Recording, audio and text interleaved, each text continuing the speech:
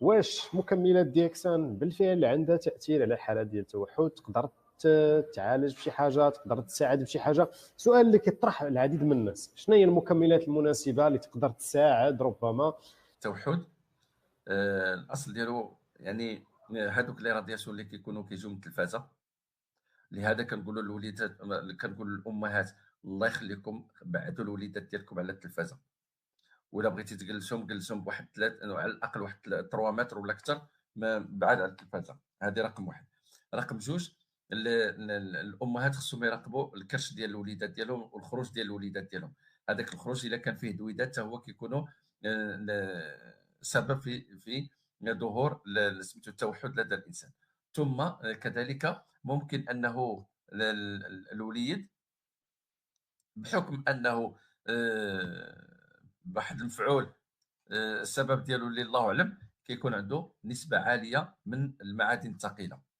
فاذا كان هذا الثلاثي حاضر في الجسم ديال الانسان فليعد نفسه ذاك الطفل او ذاك الوليد على انه يتعرض لما يسمى بالتوحد. فاول حاجه كنقوم بها وهو اننا نعرفوا الاسباب، فاذا عرف السبب بطل العجب. ثم من بعد ذلك كندخلوا في الخوض ديال المواكبه ديال داك الطفل او ديال داك الرضيع اللي عنده المشكل ديال التوحد. هو برنامج اللي خصو مواكبه ديال المتخصص، ولكن تبين بانه الا عطينا لهم الخماسي كاين هناك تحسن عجيب.